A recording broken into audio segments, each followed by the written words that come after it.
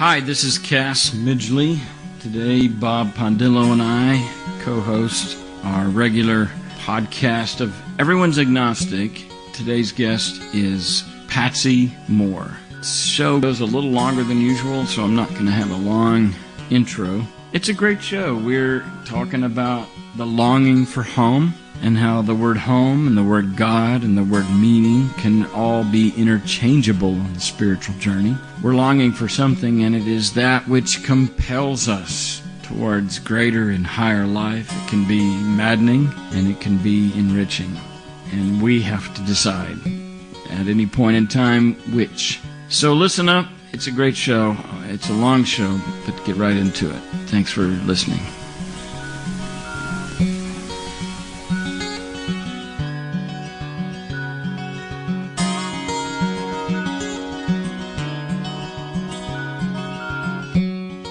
So awesome to see you, and I don't even know how to begin. I'm so and I'm kind of awestruck actually, because I was a huge fan of you, and I would it be the 90s that you were making Christian records with Warner Brothers? And it would be the 90s when I was trying very hard to make Christian records for Warner Brothers. Yeah.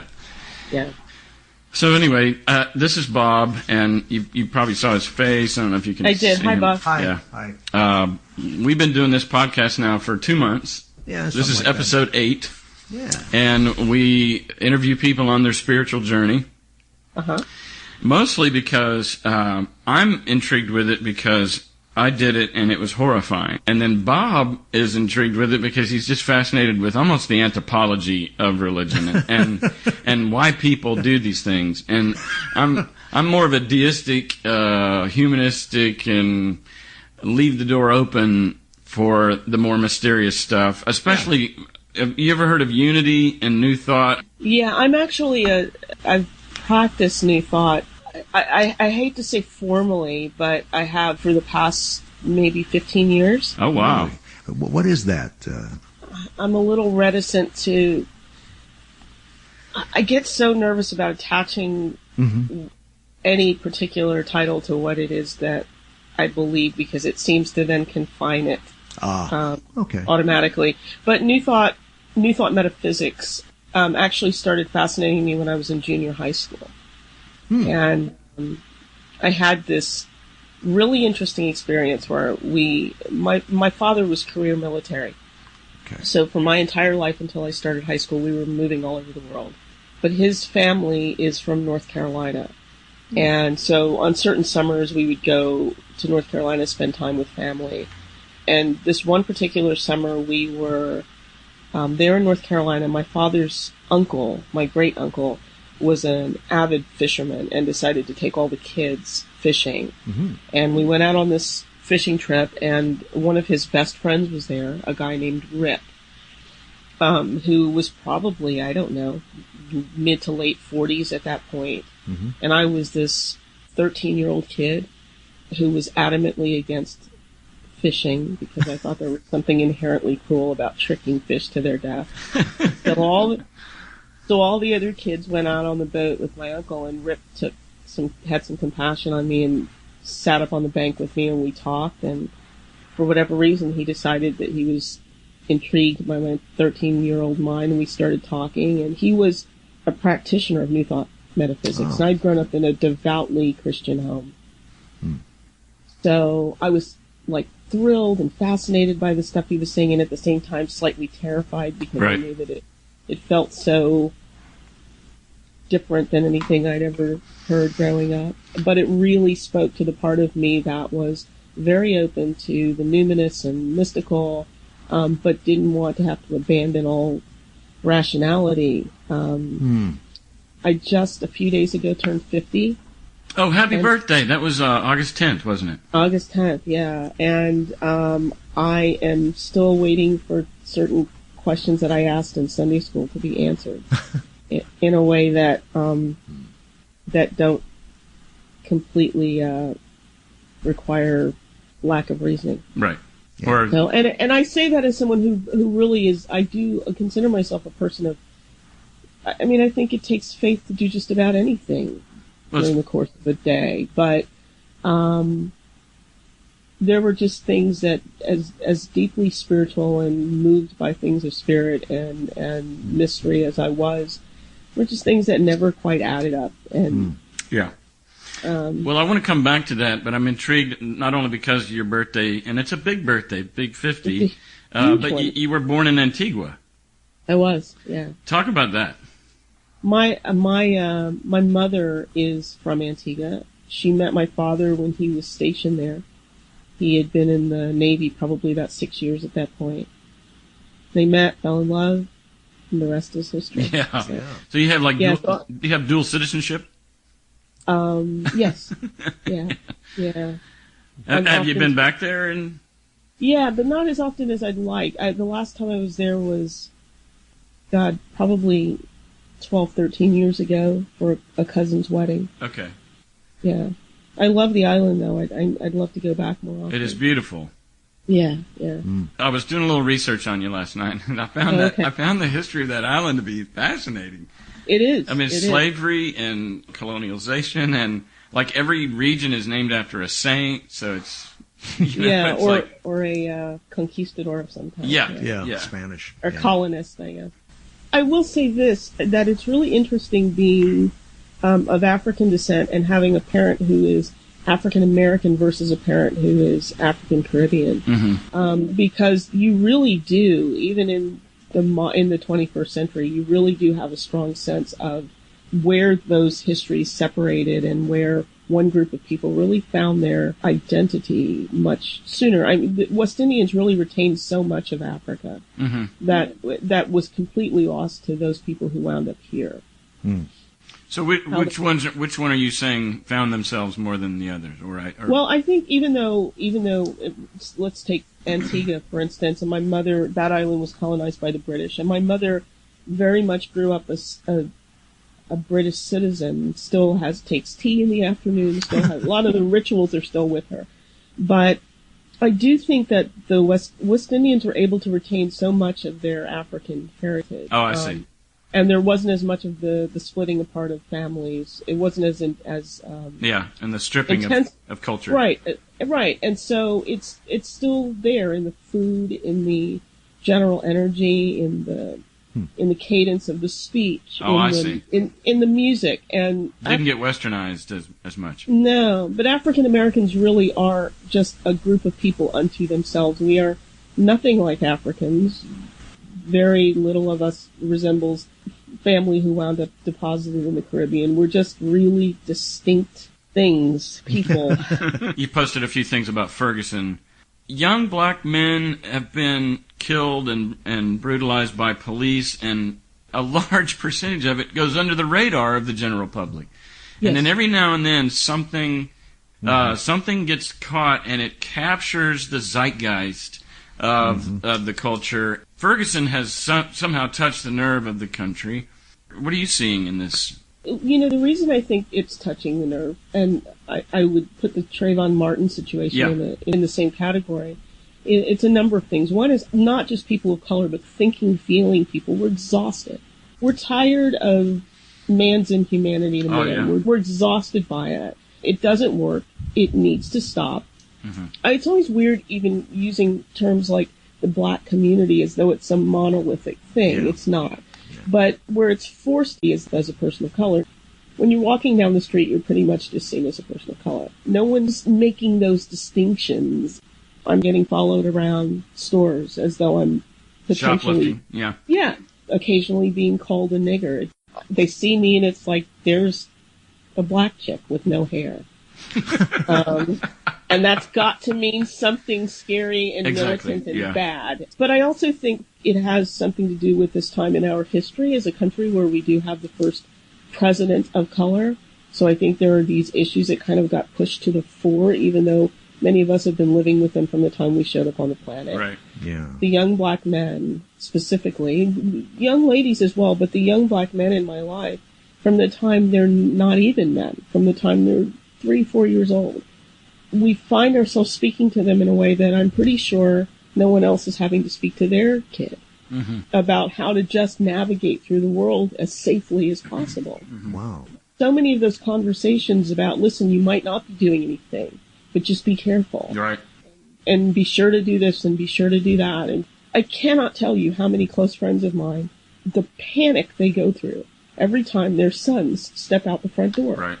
They're beautiful, wonderful kids. And that's not that they're perfect. No kids are perfect. Yeah. Wow. But black kids are not afforded the opportunity to be young and stupid. Nope. You know, I mean, Carefree. Being kids growing up, there were pranks and misbehavings and things that people do just as a rite of passage. But for a black kid, that could mean a bullet in the head. Right. So I just this morning read a story, newspaper article, I think, on Ray Allen, basketball player, who apparently his family, they were sleeping. Some kids broke into his home thinking that no one was in the house. And the idea was just that they knew whose house it was, and they just wanted to go in and, you know, say that they'd been in the house and they'd seen stuff and touched stuff or whatever. Oh, boy. It turns out the family was there. The family woke up, they came down, these kids wound up being apprehended or whatever. But they were let go. There was leniency. The kids were all white. Yeah. They're described in the article as teen partygoers. So just some carefree teen partygoers who went into a man's house in the middle of the night, uninvited. I think we all know this never would have been the way this story ended had these been black kids, and more so if Ray Allen had been a white person. Sure. Yeah.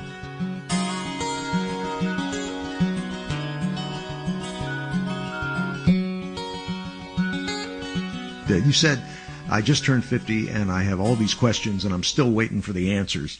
What questions? What's bugging you? What are you thinking about? I don't know that I'm so bugged anymore, but I do remember so many experiences. I mean, I was so churched as a child and a young adult, particularly as a child. What church was it again? I have an interesting background denominationally. My mother is, as I said, was raised a British citizen and grew up in the British high church experience. It's like Anglican or something like that? She was at one point Anglican and at another point Methodist. Okay. My father grew up what they called, he's from North Carolina, and so what they called General Baptist. And I left the Baptist church in high school for a church that identified as non-denominational, but part of the sort of Foursquare movement. I was a nerdy kid. I say that as though I'm not a nerdy adult. I read a lot, and I was curious, and I was encouraged to be curious. My house was interesting in the sense that my parents, while they were devout in their practice of Christianity, they also really encouraged us thinking for ourselves, asking questions, being curious. Just before my 7th birthday, I decided that I wanted to be baptized. Okay. And there was a week-long revival going on at our church, and at one point, there was a message that I found particularly moving and decided, yep, I want to go get baptized on Friday night. And I announced this to my parents when we got home that evening. They actually sat me down at the kitchen table and asked me to explain to them why I wanted to do this. It was important for them to know that this was a decision I was making on my own. Right, and I imagine at age 7, you probably did a good job of unpacking it for them, and they went, oh, she knows what she's doing. Yeah, I sold them. What did you say? I don't remember all the specifics, but a couple of things I do remember is I remember telling them that I still had questions about a lot of things, but I knew that there was something that I was experiencing inside that, I'm paraphrasing here, but that was calling my attention, that I wanted very much to be loved in the world and to learn more deeply how to be that. And that I felt that this was the vehicle for that. Yeah. Okay. So are they both alive today? They are, and they're both ordained ministers. Really? How do they feel about your journey? Wow. My sense is, I mean, I don't want to put words in their mouths, but my sense is that for the most part they have been very respectful. I'm sure that I post challenges to them on a regular basis. On the one hand, I have no doubt that they see me as someone who is quite in touch with my spiritual journey and very interested in taking that journey in a full way. I think it's been challenging to them that we part ways in certain areas, that I'm not a literalist when it comes to interpretation of scripture, that I'm same gender loving. I feel nothing but love from my parents and respect and all of that, and at the same time I know that there's some niggling part beast inside of them that's praying for my eternal soul. They seem intelligent, and they seem to set you on a path of reading and self-evaluating or critical thinking. Yes. And for me, it would be non sequitur, I don't know, to expect any other outcome other than what you did, what you are. I don't know that it's possible. That's my point. Yeah. I don't know that it's possible to be as well read as you or just anybody and still be a fundamentalist or a literalist. And then because I see that as true, it's hard for me not to condescend my Christian friends who are. I understand what you're saying, and I remember actually at one point, I believe it was a Father's Day, I remember writing a letter to my dad in which I said, I know that we don't always see eye to eye, but I also know that you actually raised me to be this person. Right. And I'm grateful for that. Sure. I'm very much like my dad. He's always been someone who's been curious, and I know what you mean about the concern of not wanting this to sound patronizing, because I really am quite okay with everybody just taking whatever journey they need to take to get where they need to go. But I am deeply intrigued by the people in my life who I think it is safe to identify as intellectuals, who are still so fundamental in their approach to faith. That I just feel like from my own personal experience, I know that no matter how great a face you put on that, there's so much internal conflict. Right. Yeah. So you do know some. I know, that are both highly intelligent, well-read, and still remain somewhat fundamentalistic. Yeah, I would say that... See, that'd be like the dodo bird for me. It's like it's a rare sighting of one of those types of people. And we have wonderful conversations. We challenge each other all the time. If you grew up in that tradition, there is a part of it that's always with you. Yeah. I have not abandoned everything in terms of my Christian upbringing. You know, and I just got tired of being afraid all the time. Yeah. That's it. I just got tired of being afraid to say, I don't believe that is literal. That doesn't take away from the inherent truth of it. Right. Or the value of it. But does it really, I can't have another conversation with anyone about whether or not there was one man and one woman in the garden. Right. Or a giant fish that ate someone. Right. It's like, that's really not the point. Exactly. Of the story. Right. And we get so distracted by the stories themselves that the lessons are lost.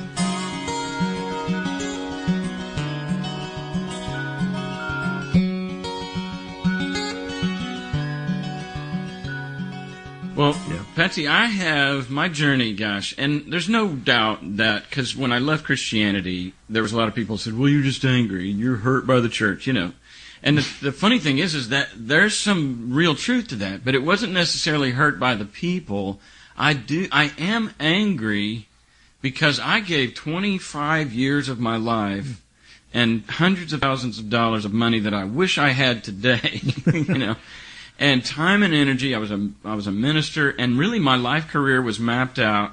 And then when I went down the path of thinking for myself and reading and crawling out of the subculture of Christianity, I resented, in a way, being lied to. It's almost like Santa Claus, you know. When you're a little kid and you find out your parents were lying to you. There was a little bit, well, quite a bit of that, actually, of I would have done something totally different with my life, and so I really was kind of angry. And so I latched on to Hitchens. I mean, I latched on to these polemic people that said religion poisons everything, and I still love Hitchens and Harris and the Four Horsemen and all of that. I think they have prophetic voices for everybody to hear and sift. Mm-hmm. However, I'm also a bridge builder. I'm also somebody that wants to have a conversation, and polemic positions are conversation enders. And so how do I do this? And I think I've come up with something. I want to run it by you. Okay. So that is, kind of the acid test of whether somebody's religiosity or somebody's religious practice is toxic or not. Mm-hmm. And this is maybe just one. It'll probably eventually be 3 points or something, But this one point would be to what degree they debase and diminish the human condition. And when I heard you say, I got tired of being afraid, I got tired of being afraid about talking about it, I got afraid of having to believe one or the other. There literally is an Adam and Eve, or there was not. And it's the deal breaker. And that really, Adam and Eve was a great example because it was like a cotter pin for me that just, once I decided that there was no such thing as Adam and Eve, because we're trained by Christianity to think binarily, then it was a black or white. It was like, if there's no Adam and Eve, there's nothing. And there's no need for atonement because there was no fall. So Jesus died in vain, et cetera, et cetera. It just all comes crumbling down. Then you have to go back and revisit it once the smoke clears, and try to glean something from it. Anyway, what the catalyst for me, there was 2. 9/11 was a catalyst for me because I saw myself reflected back to me as a religious zealot.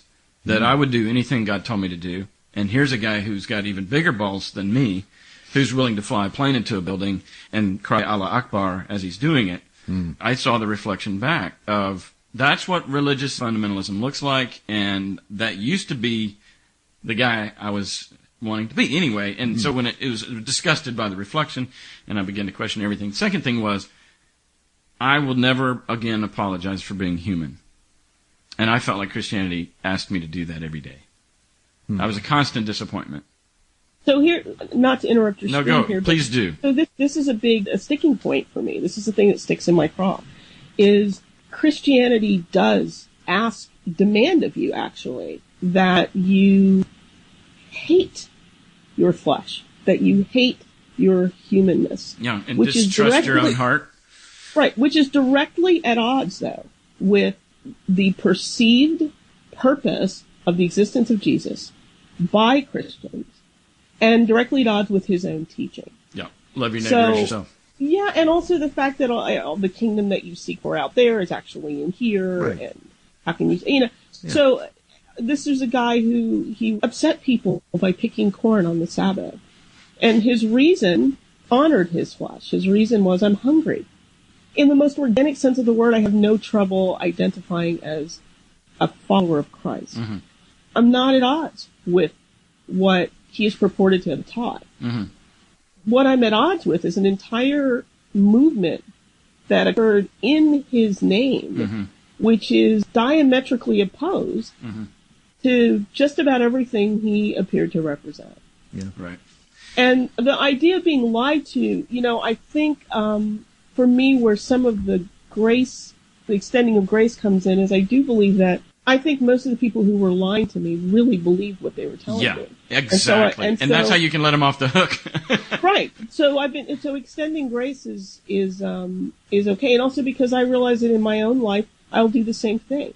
There are things I will share with people passionately that I may come to discover a few years down the road aren't as true as I believe they were. What was more difficult for me was I had a conversation when I was in college, which I think is when I probably first started grappling, toward the end of my time in college, grappling with issues of sexuality. Where did you go? Where did you go to college? I went to UNC Chapel Hill. Oh, yeah, great school. What did you study? I studied broadcast journalism and film. Very good. Yeah, I just wondered about that. I desperately wanted to be a war correspondent. Wow. I went to visit the pastor of my church, had a private conference with him, which is something I did most of my life. I'd get into these points where I just couldn't get past certain questions, and I'd decide, let me go talk to the person who I was supposed to know. And we had a private meeting, and we went into this meeting. And at the time, I still wasn't even willing to accept that the issues I was having surrounding orientation were, I still wasn't accepting, well, this is me, and this is why this is my struggle. I was just having a problem with what I saw as the church's general dismissal and dehumanizing of people of differing orientations. Yeah. And so I went to have a conversation with him about this. And in essence, what he said to me was, I said to him, so is this really a sin when you consider it? I had gone to Duke University and met with a person at the School of Divinity there to have this discussion, and the person had broken down a lot of stuff and said, well, actually, here's the truth about these passages in Leviticus, and here's the truth about how once the King James Version came to be, some of this language changed and included homosexuals, but did not in the original writing. And so, I just, all these walls were crumbling, and I was angry because I felt like I'd been lied to.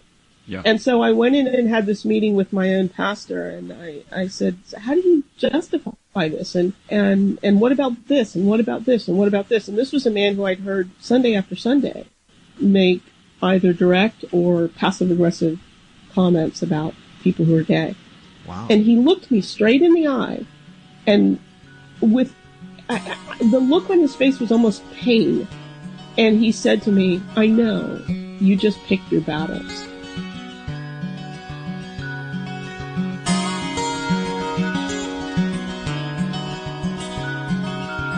What? Now, wait a second. Yeah. You just pick your battles, or he was that whole? I think he meant that he picked his battles, and that even though he knew that everything I just said to him was true, it didn't serve a greater purpose for him to actually admit that from the pulpit. That was one of the worst moments of my life. Oh, wow. It was horrible. So normally we use that term, pick your battles, but he literally was picking it because it would politically benefit him with his congregation. He was a lovely man. Oh my gosh, he chose homophobia because it benefited him. But that in that moment when he said those words to me, looked me straight in the eye and said those words to me with pain in his face. Yeah. I realized that was harder for me to forgive, because I thought, but you're in a position to actually tell the truth. And make change and influence people. Yeah, and right. And this is a huge congregation that comes here every Sunday. And what impact would we have in the world if we would just deal lovingly and truthfully with one another? So that was much harder for me to feel gracious toward. Sure. But I also saw what looked like fear in his face. Just on a whim, have you ever read or watched Zizek, the philosopher? No, I have not. Zizek. He tells a story, because what we were talking about being able to not be angry at our Christian friends or parents who, in some senses, lied to us, but didn't know they were lying. Yes. And so we can cut them some slack. There's also a part of me that says, yeah, but had they been self-aware, they would have realized that they too, in fact, don't believe it. And this is getting kind of psychological and tiers and layers of human self-awareness. But the story he tells is there's a scientist who he was an atheist, scientist, genius, professor. A friend of his, also a scientist, was coming over to his house. And over the doorway, then there's a horseshoe. And the scientist guest, the friend that was over visiting, looked at the horseshoe and said, dude, why do you have a horseshoe over your door? Surely you don't believe this superstitious nonsense.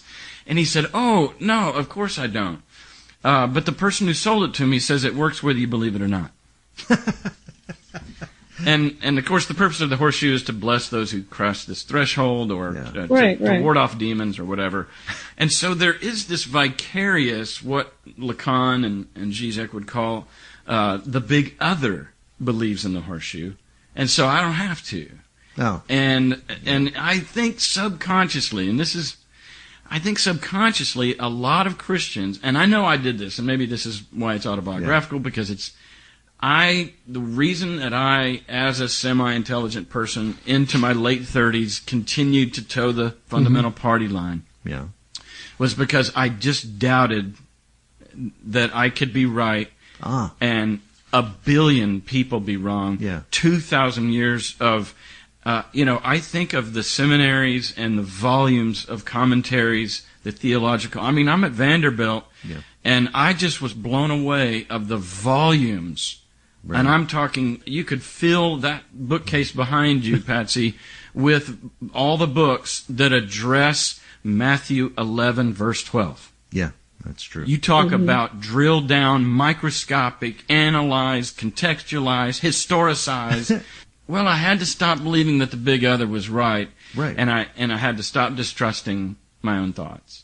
And that's where I get back to not stop apologizing for being human, and then giving myself permission to think critically and logically. And doubt. But I think the road that was paved to the Wizard of Oz was yellow because of cowardice. Your path to God is one that is treaded by means of self-delusion or just blinders. I won't read outside of the Christian bookstore library.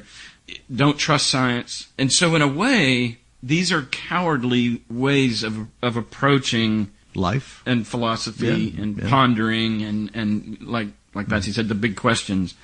If your path to God is by way of cowardice or by way of lying or by way of fear, big one, huge, then the God that you end up with is the man behind the screen. I mean, it's a man-made thing. And so the only reason that my 86-year-old mother is even slightly okay with my journey, because I used to be her pastor, and now she knows that I'm an apostate.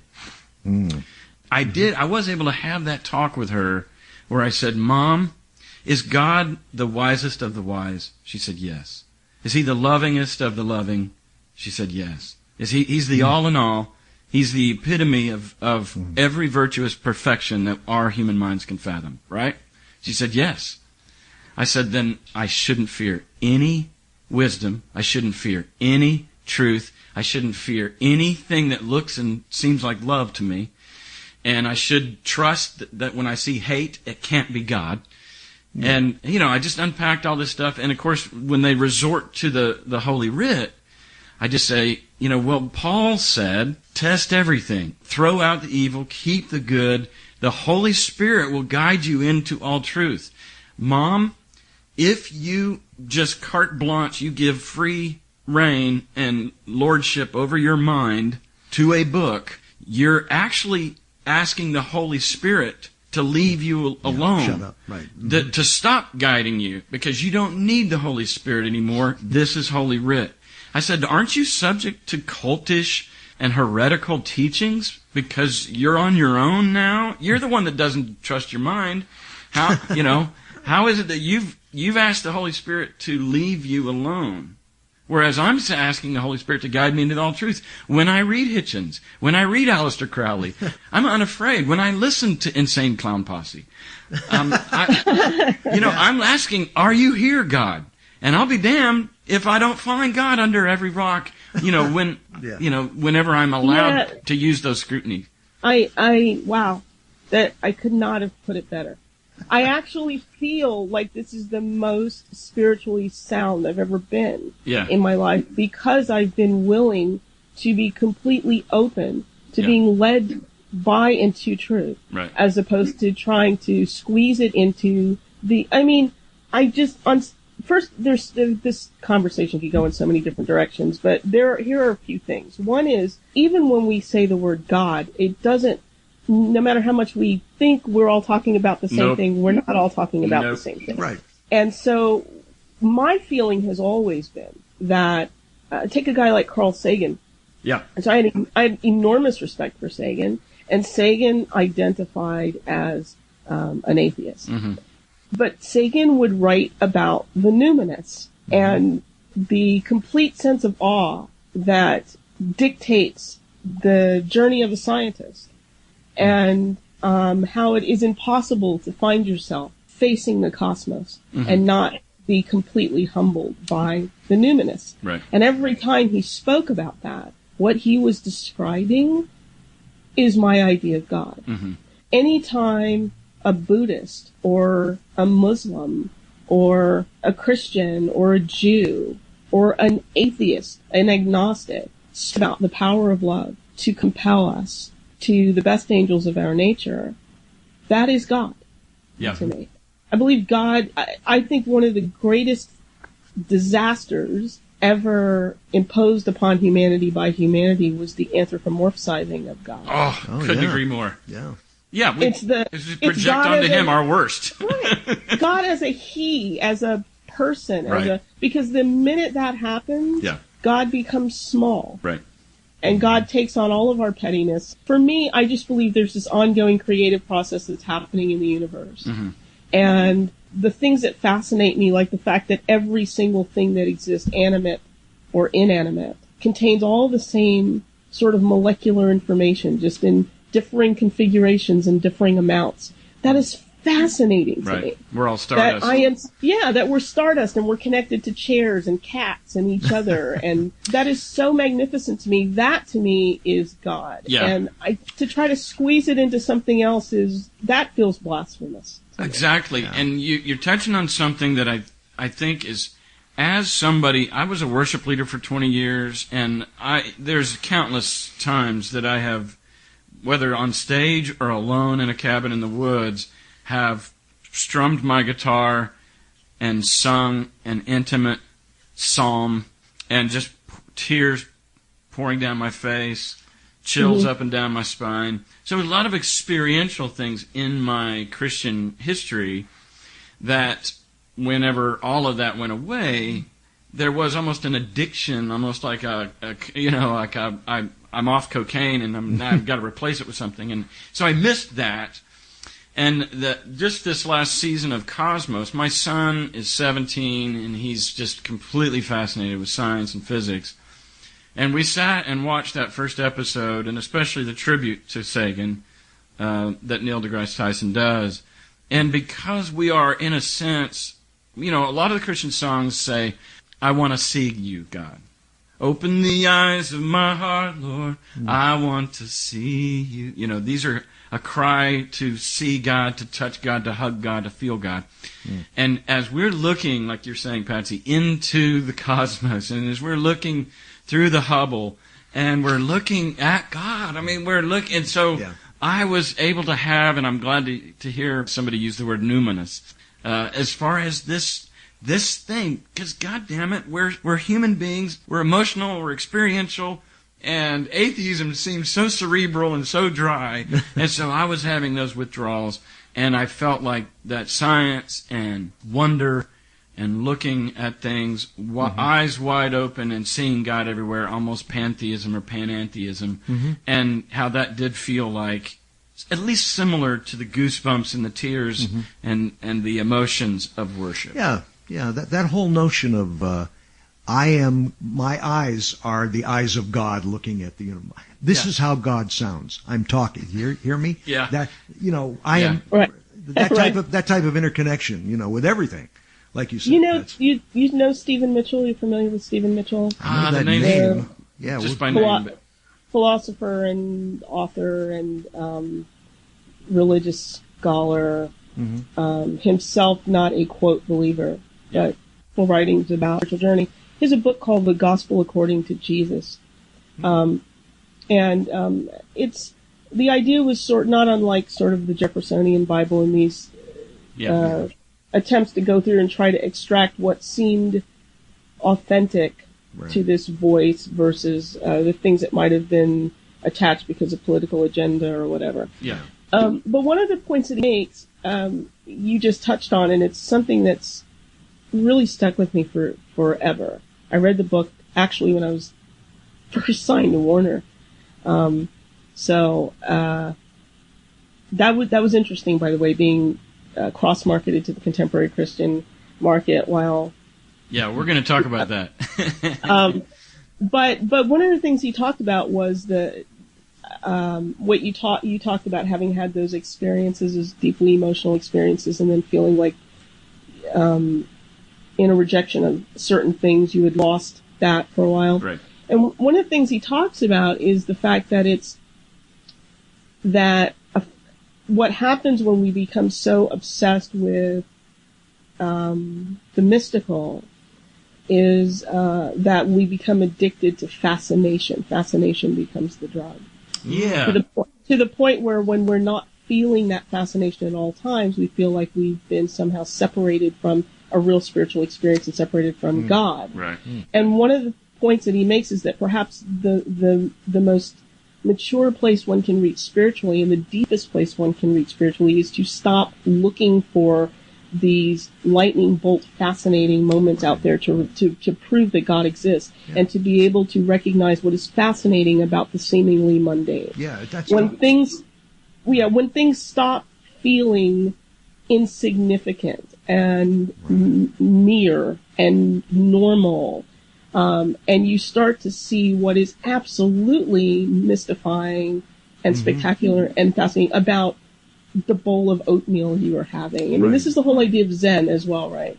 That perhaps that's the point at which you actually do find God, when everything pulls up into you an awareness of being and the beauty of being. Yeah, Thomas Merton said that too, didn't he? I mean, Yes. there's a lot of In the ordinary you'll find, peace and God and that type of stuff. Yeah. So a couple of things came up, Patsy, when you were talking. Way back, I think this is probably something that we are seeing as a giant groundswell in America, and that is, and it started with the phrase spiritual but not religious, which is a little bit cliche at this point, but I think the germ of that movement is all the way back to the Doobie Brothers, Jesus is just all right with me. There is an embracing of this man or this, and then people are starting to notice, almost maybe in the same way they're starting to notice this police abuse of black boys. There's an awareness, our eyes are opening, there's this awareness that, hey, I think Jesus has been co-opted by people with an agenda. And I don't know, this is my just hopeful thinking, but the injustices and the tragedies of good things gone bad, like Jesus, Jesus being hijacked. I think there's a groundswell of people saying, I can sift. I'm learning how to navigate these issues to where I can be white and love blacks or whatever. I can be Christian and reject homophobia, whatever. Yeah. There almost just is a widening and a broadening of the horizons of the minds of the demographic. A lot of people say that there is that type of change happening in the culture now. Yeah. Obviously, on the fringe, there has always been that thinking. Yeah. But I'm thrilled to see so many of my progressive Christian friends moving into the fore now. They're tired too. They're just like, this is not representative of who I am, what I feel, what I believe, and I'm sick and tired of being lumped into categories with people like Pat Robertson. Yeah. Very true. So, Patsy, I want to move into your career, your art, your music. Back when I listened to you in the 90s and was first exposed to you, obviously my ears were the type that were trained by Christian music almost, because I had, at a very young age, adapted the mindset that secular music was of the devil. Oh, boy. And so, before I was 15, Stevie Wonder got in there, Steely Dan got in there, some secular bands got in there and influenced my musical ears. But after that, my ears were trained from pretty much age 15 to 25, almost a 10-year period where I didn't listen to anything but Christian music as a discipline. And so creativity was pretty limited in that scope. And then when you came along and made a record that was creative, outside the box or whatever, my brain didn't know what to do with it. I mean, because my neural pathways were so narrow from just 10 years of listening to straight Christian music. Now, another person that snuck in before I was 15 was Joni Mitchell. You kind of reminded me of that spirit. So anyway, all that to say, just this week it's made headlines that a Christian artist named Vicki Beeching came out as lesbian, and immediately, her records are going to be pulled from Lifeway and everything, and it's a decision that's going to really maybe even destroy her career unless she can redirect it. About 3 or 4 or 5 years ago, Jennifer Knapp came out, and we're seeing how that's affected her, because you've got one. I don't even know if you have one foot. Maybe you have one toe in Christian music, and you're out here. But it didn't. There's been no controversy about you, and nor has there even been like an awareness of a coming out or anything. I've been so outside of that world since, in any kind of formalized way, since '94. Okay, so a long time. I don't know if people get, kids specifically, but this is true of adults. I didn't come out to myself until I was much older. So we'll start there. What do you mean by much older? What age? I was 30. Uh-huh. The whole coming out thing is just strange for me anyway. Okay. I look forward to a time when people don't have to come out about something. That's something that is not the sole defining thing about their life. It's so funny, like no one ever has to come out as heterosexual. Or they don't have to come out as a banana lover. Right. Or I love Coldplay. I'm coming out. Yeah, it's weird. Yeah, I mean, exactly. And so, and the fact that even is a thing tells you just how really screwed up we are in general. Because to put someone through, that is such a huge, weighty thing. On the one hand, it brings enormous liberation to people to no longer have to hide. But then think about what that does to someone to have to even come out publicly and talk about an area of their life that is so deeply private. Yeah, absolutely. It's crazy. And so I've never lied about who I am, but I've also never felt like I needed to go out and make huge announcements about something in my life that has a direct effect on another person's life too.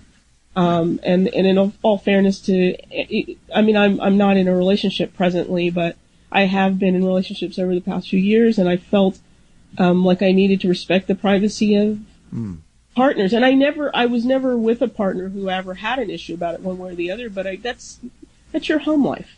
Yeah. Yeah, and I understand how coming out to an ignorant culture is a big deal, but I'm zeroing in on this phrase that you said, I'm coming out to myself. So yeah, what does that mean? Like for 30 years you were in denial? Or? Yeah. Yeah. Even when I wasn't at the point that I stopped being in complete denial, at the point I was in my 20s when I finally said, look, you have to realize that what you keep calling this is not what it is.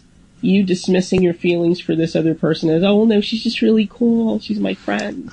That it's deeper than that. And that what you feel is on par with what other people discuss when they talk about their connections. And I also had to acknowledge I was engaged to be married at one point to a man, and I had dated men and all of that, and had legitimately had attractions.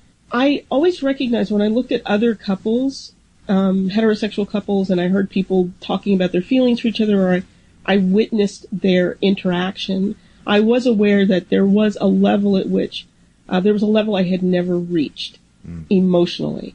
There was love there was attraction, there was fondness, but there was something that wasn't there. And I couldn't put my finger on what it was. And when I finally really fell in love, and, oh, wow, the gender was all wrong. But I realized that I finally was having that experience that everyone around me seemed to be having. I just thought, this is crazy. I'm in my late 20s, and am I going to spend the rest of my life pretending that I haven't had these feelings my whole life? I have no issues with being known as someone who's gay. I had no issues with any of that. I always had close relationships with people who were gay. None of that. My deepest concern is I didn't want to disappoint people who loved me. Yeah. And I knew how disappointing this would be. I didn't even feel like I was disappointing God. Right. I felt like this was completely who I am and who I was meant to be. I just was so concerned about disappointing my parents, disappointing people in my church, disappointing people who'd bought my albums for years, and had this idea of who I was. And that's just crazy. At some point, it's like, but then that's a lie. Right. Do you remember when Leslie Phillips, the Christian singer, who I adore? Yeah. But I remember when she kind of came out as non-Christian, or at least agnostic or something. But I felt like these are some examples of people who, came out in one way or the other that did disappoint a lot of people, and how brave that has to be. Right? Your own parents it was probably hard to come out to your parents. And we never had any kind of formal conversation about it. They're aware, and I really... Is it just we don't talk about it now? I think it is, and that's not my choice. Sure. But I respect that it's theirs. I'm not interested in forcing anything onto them, Mm-hmm. and since I'm not the one with the issue, then I'm willing to let them take their time. Yeah. Coming to it however they'd like to. But I'm okay. Yeah. I was listening to the podcast, Mark Maron interviewing Bob Mould of the lead singer for Husker Du. And he came out as gay, and for the remainder of his adult life until his parents died, actually his mom's still alive, but his dad died, it just never was talked about. Everybody knew, but it's the elephant in the room in a way, but it's like, but we just chose not to talk about it.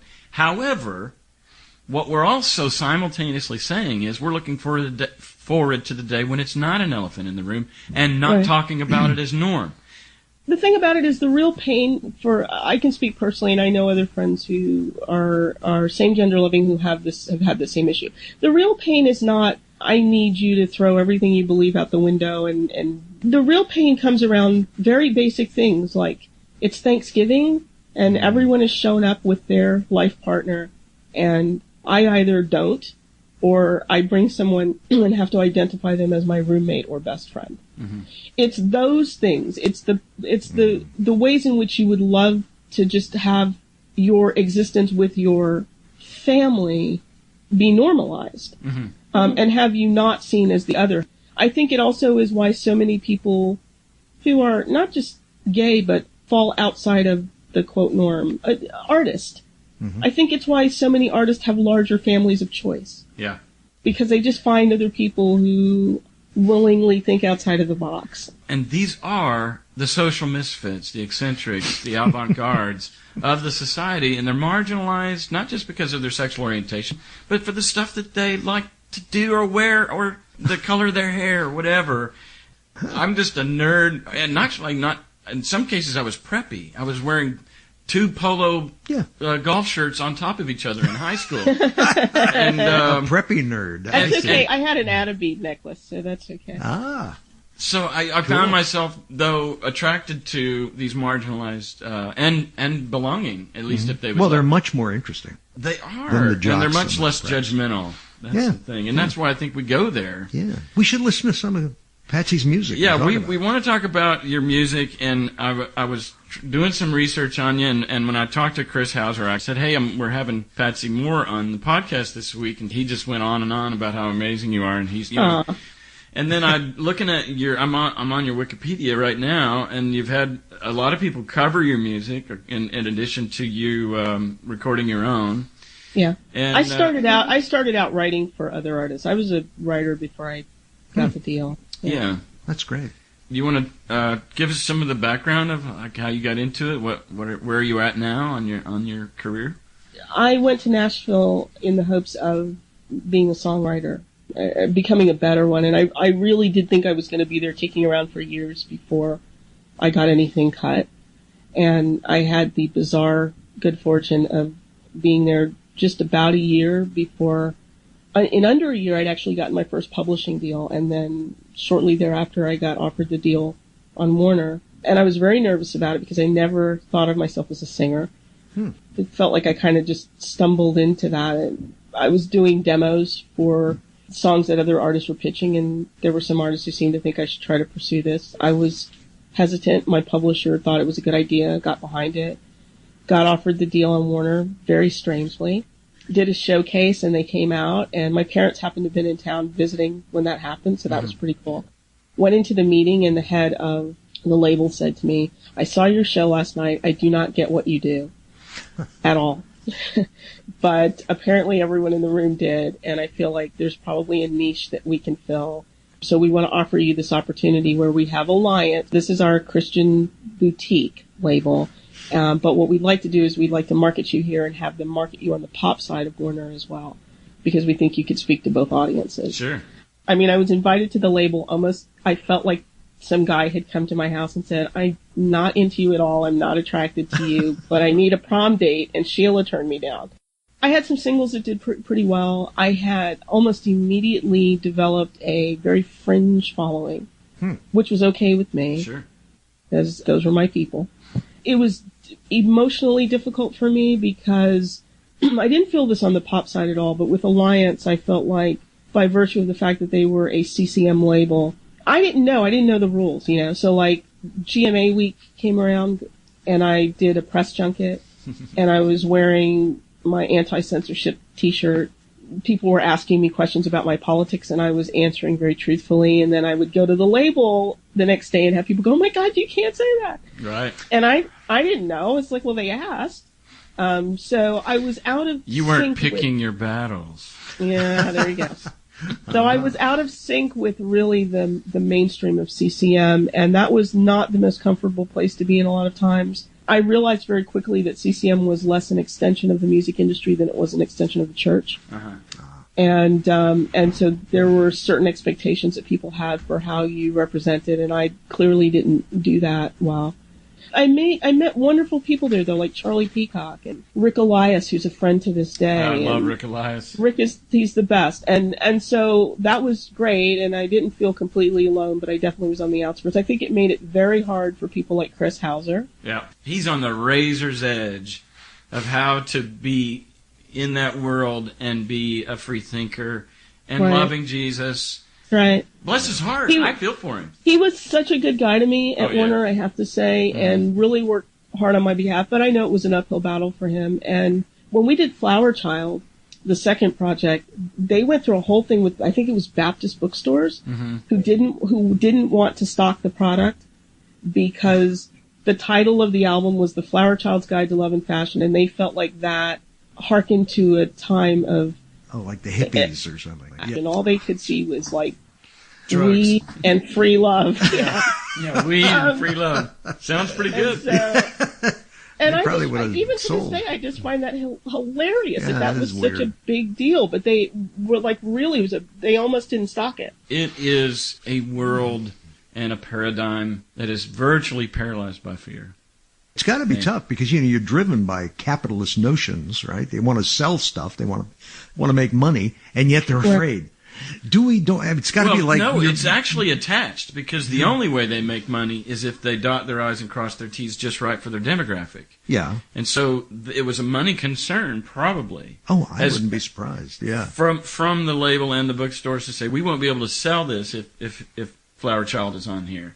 You know, we could say it's all pious. But it's not. It's money, too. Yeah. Oh, absolutely. And so you want to set it up, and we'll play it. In 2011, I released an album called Expatriates, which was a concept album. And the entire project, they were stories being told about people in exile, expatriates, immigrants. And a lot of it they were stories about people actually moving from one geographical spot to the other. And some of them were more about internal movement. Yeah.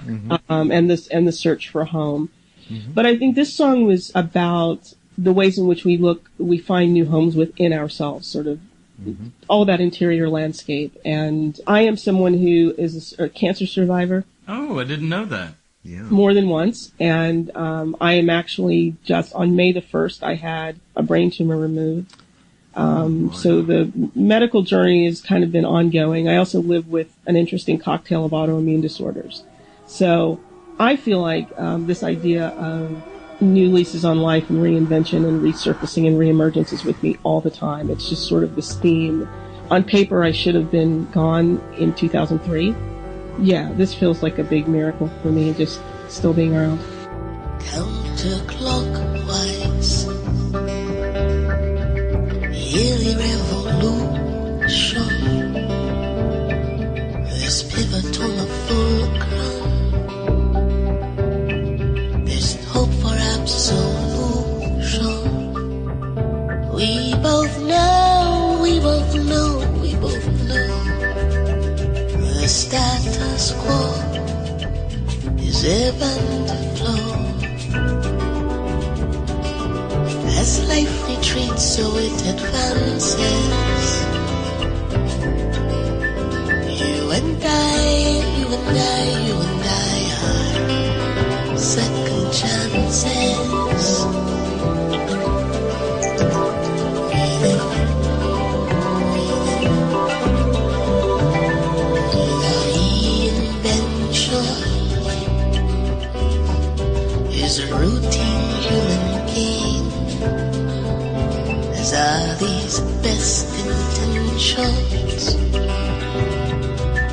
ventilated flames. We both know, we both know, we both know the status quo is ebb and flow. And even exiles do these dances. You and I, you and I, you and I are second chances.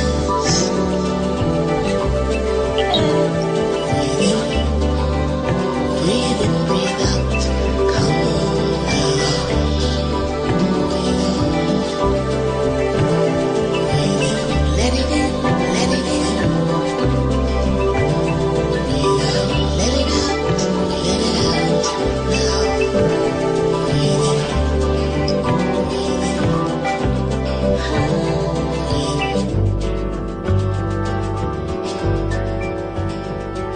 That's great. Awesome stuff. Breathe in, breathe out. I'm actually I have come back and forth with meditation and centering to where I was into it, and then I thought it was woo-woo bullshit. And now I'm actually on an orbit where I'm heading back to where I think I really need it. Do you meditate, Patsy? Do you do anything? I do, as often as possible. So tell us about the way it works for you, how you practice that. I do. I have two different types of meditation I do. One is a guided meditation, which is sometimes necessary when I'm just too distracted. And so I put actually, on an audio tape of something off your phone. Yeah, and there's someone actually saying, Sure. imagine a bright white ball or. Right. So I don't do guided as much anymore because I find that I'm actually able to center myself, which is the discipline I was more interested in. That regardless of where I was, if I needed to take a moment to really breathe and focus, Sure. I could do that. So it's kind of like training wheels. You can take them off. Yeah, but there's a lot going on in my life, and I get, and there are times when the chatter's too loud, and I feel like I need to do the guided thing. So I do guided meditation on occasion. I do something called mindfulness meditation more often, which is just me and focusing on breathing and being still. And, sometimes it's for 25, 30 minutes. Sometimes it's for 5 minutes. Yeah. Just depends on where I am in the day and what's needed. Do you have any degree of ADHD or any of those hyperactivity things?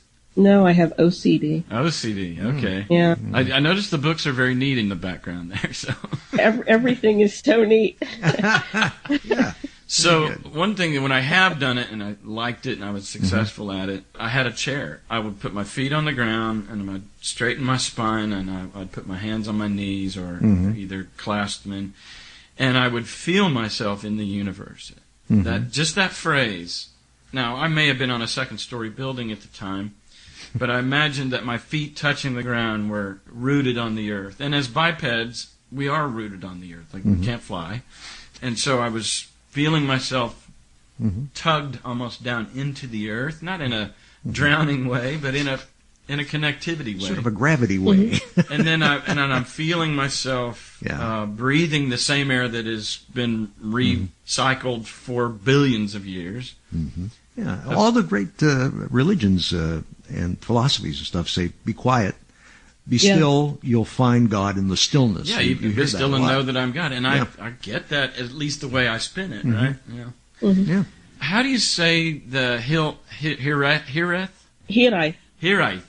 And Yes. it's Irish or? It is Welsh. Welsh, that's right. It's Welsh. You ran into that guy in the coffee shop. You really flew by it a second ago, and I knew I had to go back to it. And the quest, the need, the longing for home. What am I looking for? If it's home, what will that look like? I think that's the great existential question of humanity. Whether we're conscious of it or not, I think that's what we're doing. We're looking for home. You're saying we're looking for home, and I think that even religion has serves that in a way for us. I never realized how driven I was by this until I did the last album, which is about people looking for home, and then Hirith is too. The difference is that Expatriates is told very much from the outside looking in. Hirith is told very much from the inside looking out. It's very personal. The short of it is that I was in a very intense, passionate, incredible, life-changing relationship for a year. that ended quite unceremoniously, shockingly, and left me devastated. Probably the most devastated I've ever been by anything in my life, to the point where I literally lost the will to live. Yeah, I think that's where the baby girl comes from, obviously. Yeah, that song actually, yeah. You're trying to talk yourself out of suicide, it sounds like. Well, at that point I was well talked out of it, but it was, I actually did become suicidal. Yeah. And it was a very, very, very difficult time. Led to a lot of change and growth for me, though. And I'm glad that I sought help when I did, and in the manner in which I did. One of the ways in which we most commonly search for home is with each other. Yeah. Is in relationships. And I came to my own personal conclusion was that we're so, and I guess this comes full circle to the teachings of Jesus. We're so busy looking for it outside of ourselves that we're unaware of. There's a wonderful parable, I guess, in Hinduism about how the Hindi gods all get together for a conference and they find the truth, and they have it. It's an actual thing, and they're trying to figure out where they can place it. One of the gods says, "Oh, let's drop it in the bottom of the ocean. No one will ever know to bother it there." And someone else says, "No, let's throw it way up in the sky." And someone else says, "Let's hide it in the mountains." And they come up with all these locations, and finally, one god says, "I've got it. Why don't we put it inside of people? They'll never think to look there." Yeah.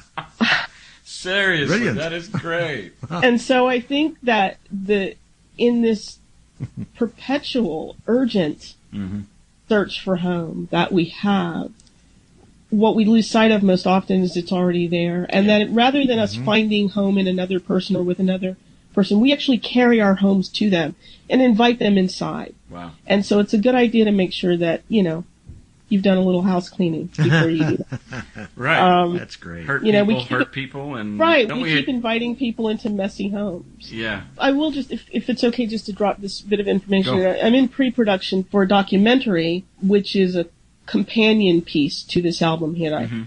But this documentary actually deals specifically with this, and I'm speaking with all sorts of people, an astrophysicist, a rabbi, sociologist, about what home is. Everyone talking about some poets and novelists, just getting different perspectives on the notion of home. It really goes back to the Wizard of Oz again. I was thinking, Dorothy's always finding how to get home, and she's already there. And she learns that, it's in my own backyard. Yeah. I mean, it's right here. Kansas. Yeah. Of all places. Yeah. But we all think it's someplace else. So the need for home, if we're going to call it a universal, kind of what it means to be human. We used to call it the God-shaped void. I'm just thinking of the need to belong, and how you mentioned how churches do a good job of that. I mean, one of the things community. Let's just say that need, and let's say that the power of that, let's just call it a black hole or something like this need for home. It's in us. We're all on this quest. And it's a really powerful vacuum. It's it's sucking hard to the point where it might settle for junk because the need is so great. I'm thinking of battered women, battered wives, domestic violence, and they could go, but they stay. So they have made a decision. I can't speak for them or get inside their heads, but let's just speculate that they've made a decision that the pain of him beating me is less than the imagination of being without a home or without a place that I call base. Yeah. Or trusting that there is a place that's better. Yeah. And it's almost if I let go of this pole and I try to jump to that next one, I could fall. And so it's just play it safe. Stay here. And that suction, I'm stuck to that pole. That need is so great. Yeah. And I think of also within the context of organized religion, there's been a lot of times where we're part of I shouldn't speak for the world. I was a part of something, and there were problems, right? I mean, humans are there, so it's going to be yucky, it's going to be messy. But, because it met that communal need, that almost primal, tribal, communal need, I put up with a lot of stuff. And I think that's good, because that becomes grace. That becomes, I can put up with your stuff because I love you. And then there's this line that we cross over to the battered wife thing, to where this is abusive, this is unhealthy, and I'm staying anyway. I don't know, I'm just thinking out loud, but I get it. That need. So we're going to listen to Baby Girl. Oh, baby girl, it's not a little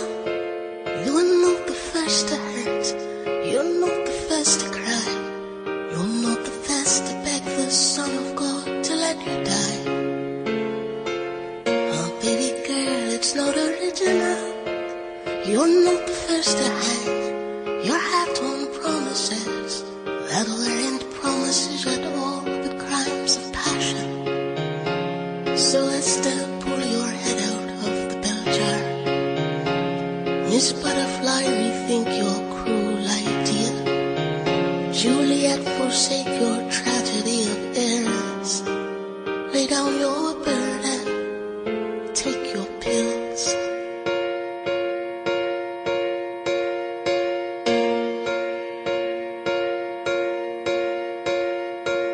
Oh, baby girl, it's not original. You're not the first afraid, the first to lose control.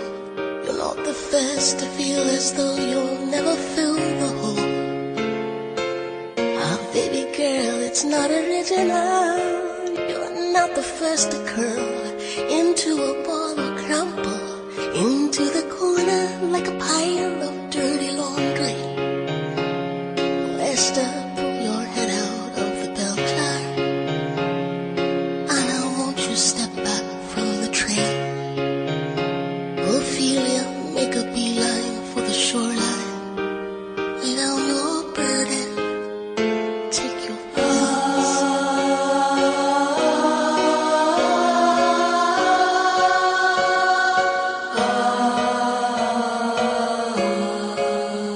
Take your pills.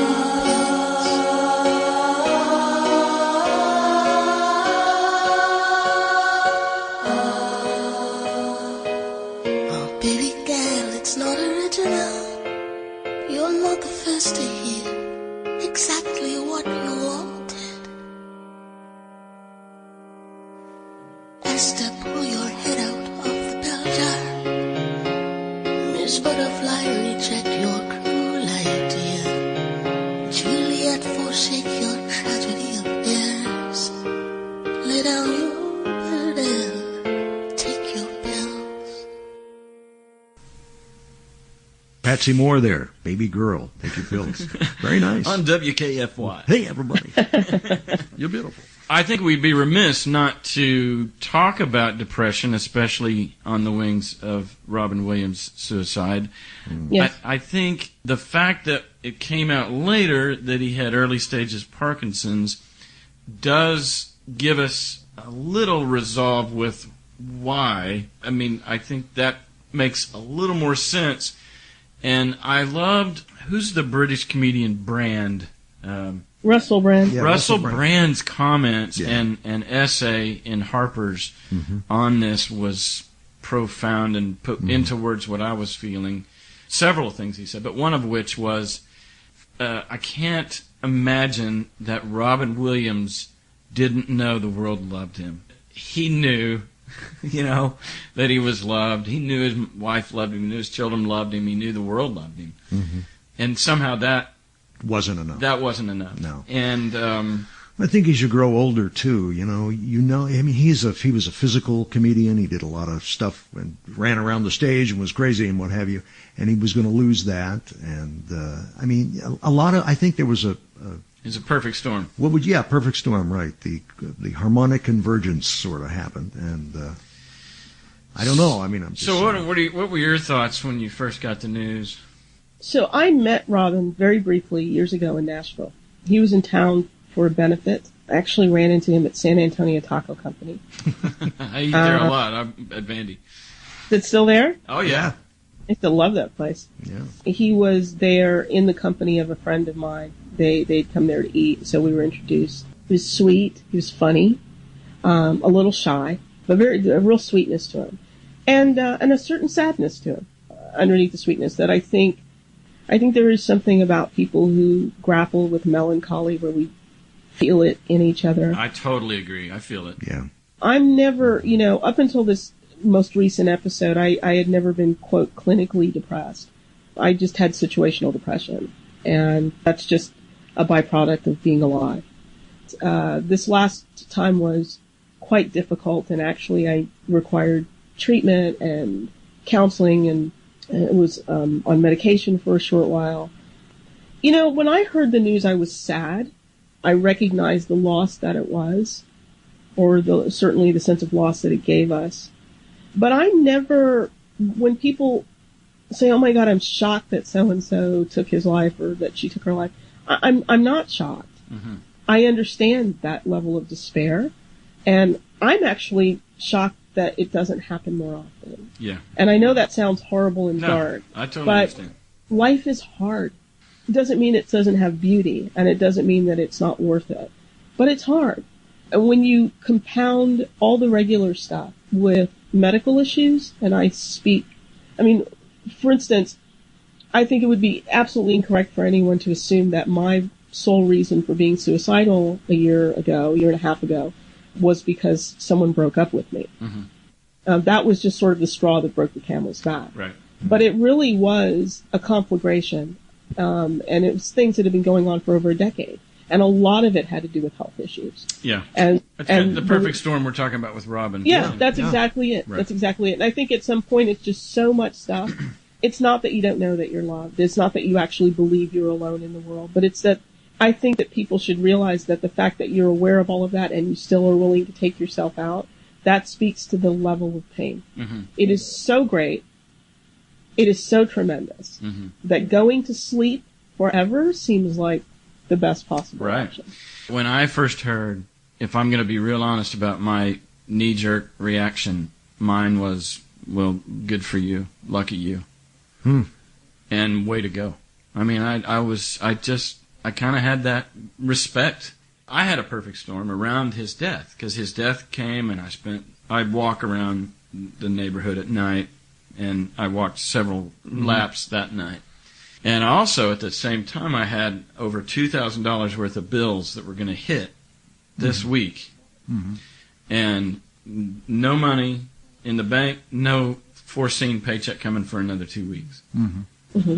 So I was going to lapse on several different essential utilities and all kinds of things. And I'm 48, and I have mismanaged money my whole life. You know, I had to thinking that ministry was going to be my career, and then becoming an atheist at 39. What do I do now? And having to reinvent myself in this economy has been very difficult. But the thought of a 48-year-old man calling mommy and saying, I need some money. I've been there. It's so self-disgusting. So Lucky Robin is out. He said, I'm out. I want to just reaffirm what you said about the sympathetic vibrations of being in the same room with people that wrestle with reality. I think, and when Rush Limbaugh came out and said, all these lefties are always so sad. We're always angry about something, and he was, he's such a dick. Though. Well, here's the thing. He's probably right, is that when you have eyes wide open and when you see things, if we're going to talk about ignorance being bliss, then awareness is painful. Mm-hmm. And I think Robin felt everything. He felt the Israeli-Palestinian conflict.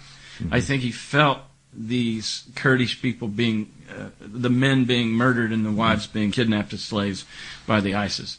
I think he felt the polarization of the American economy and political dialogue. I think when you feel everything, and this is where we want to get into like the theology, when somebody wants to think that God is omniscient, knows and feels all things, that is hell. Right now, every person that's being abused, beaten up, raped, murdered, if we could feel and hear their screams right now. So I think that depression is the right reaction to being a seeing person and a sentient being inside and out. And so anyway, the perfect storm for me was hearing his news. I've got this financial burden. I have to call mommy and eat the humble pie or whatever. And I actually, to be honest with you, I sent a letter to my family saying what I'd been through that day and that I had considered suicide. I'd gone down the path of considering suicide a little deeper than I ever had. Wow. And I'd imagined, and in my mind, I'm thinking Mindy can't get my insurance settlement unless it's, it's not a suicide. So I was going to drive 100 miles an hour. I was going to drive into a bridge embankment on the interstate, and nobody could prove that I didn't fall asleep at the wheel. Wow. And you actually went that far? I went that far. So here's what I did. I put myself in the car, and I imagined, pedal to the metal, got my target in view, and in my mind, almost like this film strip of my eldest daughter, Lydia, my second daughter, Bethany, my third daughter, Rachel, my son, John, my wife, Mindy. And it was like a wasp stung me on the nose as far as I snapped out of this little fantasy, because I'm just walking around Vanderbilt campus when I'm having this fantasy. I snapped out of that fantasy, and in so many ways I slammed on the brakes. And I came back, and I said, I'm going to stay.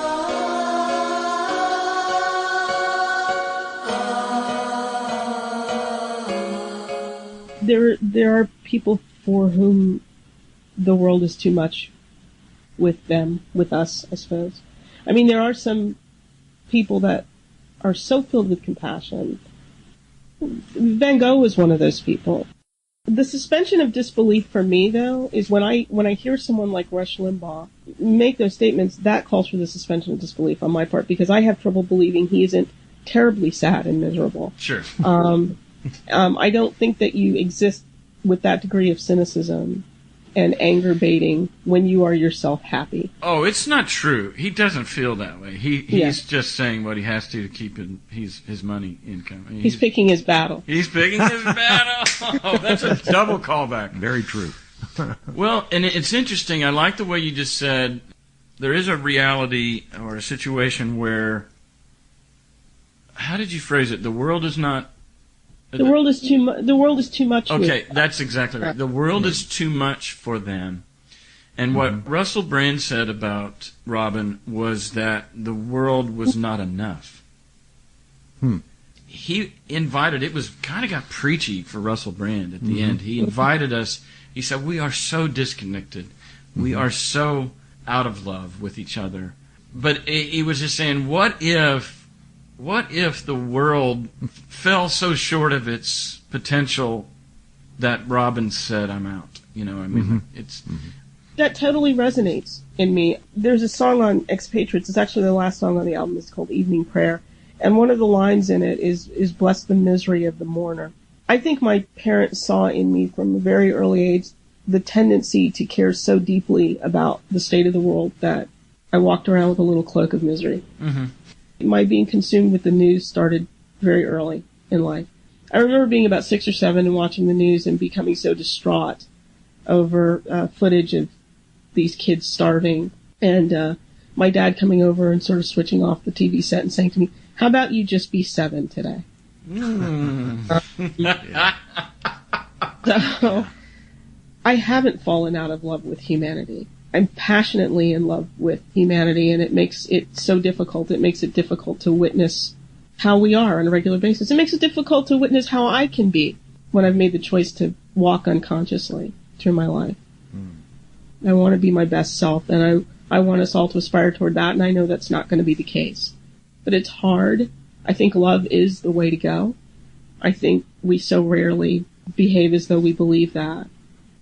These issues like Ferguson grieve me deeply, way beyond the superficial. Race is an illusion, and really at the base of all this stuff that has been race wars over the years has really been it's been about greed and self-interest. Right. And then you needed to find a way to dehumanize the other oppressed enough that the majority would accept that this was okay. Yeah. And so you made it about something like skin color, or where they lived, or how they spoke. It's all silly and petty and horrible and harming and damaging, frustrating. And I think all of that factored into how I was, the state I was in a year and a half ago too. Right. So desperately long for us to be good to each other and to ourselves. I think as an artist too, you and a change agent, you want to make change, and the weapon or the tool that's in your hand is art, and it's almost like I need to chisel at this stone and I have a feather in my hand. And and the frustration of being an agent of change and an artist and with eyes wide open and feelings and the hopelessness. And then I think your dad's advice comes really down to the moment. It's, why don't you be 7 today? Is I think of Eckhart Tolle, and I think of when we have a problem with the form the moment is taking. So the future is in our imagination, the past is in our imagination, but what is this moment? And can you be 7 right now? And can you create art right now that will be, in some ways, an agency of change to make the world a better place? I mean, you just really, in a good way, have to pick your battles. Yeah. So, I don't know where to how to wrap this up. I'm just fascinated with you, and I wish you the best. I'd just like to say that after years of just sort of seeing still photos of you, it's nice to see animated casts. Yeah, well, and to actually hear your voice. And I've got this monitor in the way here, and barely can see you, but I was sitting down with Mindy before we came in here, and she said, wow, this is really a coming of full circle, is because you were a fan of her as a little nobody in Oklahoma, and then your spiritual journey goes a direction, her spiritual journey goes a direction. I think I pursued you on Facebook just because I was a fan. You accepted my friend request, and then we began to watch each other's posts, and and we found a kindred spirit there. And I don't know what it was. I can't remember. It was so honoring. You did this thing where, like, 25 people whose thinking influences me most or I admire most. And I ended up on that list, on your list, and I was like, oh, that's awesome. and to be on there with David Dark, too. I'm a big David Dark fan. So. David Dark is one of the people being interviewed in my documentary. Oh, great. So are you coming here, or are you going to do it over the phone? I'm going to be there at some point. We're trying to work out the logistics, but I'll come there to do it. Well, I would love to have a beer or coffee or a whiskey, whatever you drink. Let's do it. All three, yeah. We should have all three, yes. Yeah. Thanks so much for doing this. I'm excited about it. And how can people find your stuff? Where can we go to get your stuff? It's available everywhere, all the usual suspects, iTunes, eMusic, all that. My personal appeal, I'd come to you in complete humility saying that after not being able to work since surgery in May, I welcome people actually going to my Bandcamp page to purchase things because more of that money actually comes to me. Yeah. So it's actually patsymore.bandcamp.com. And I have a vault full of things that I'm going to be releasing on a regular now, just to try to stay relevant while we're waiting for the album to come out, but also to just sort of have streams of income helping out as I'm recuperating. Yeah, and then getting ready in September to start scoring a feature film, which will is welcome work. So how awesome! Well, we'll put all that information up on our site as well, so maybe people will be able to find you that way. Awesome. And lastly, I just have to know what possessed you to do a remake of All the Single Ladies. I mean, I get categorized a lot as thinking person's pop and that sort of thing. And so we go out and do these shows, and they're great experiences, and audiences are really receptive, but the music is sort of serious in nature. And I always love to, out of nowhere, throw a song at the set that nobody sees coming. Sometimes they're great songs that I wish I'd written, and sometimes I just love the sheer juxtaposition of something like Single Ladies against what I'm doing, and I sort of pacify my approach to how to do those songs. Yeah. Thanks again. Awesome to talk to you. Appreciate it. Thank you so much for asking. I was thrilled to do it. Put your hands up. Up in the heart just broke up. Didn't make a little thing. He decided to dip. Now you wanna trip, cause another brother noticed me. I'm up on him, he up on me, not paying any attention. Cried my tears 3 good years. You can't be mad at me.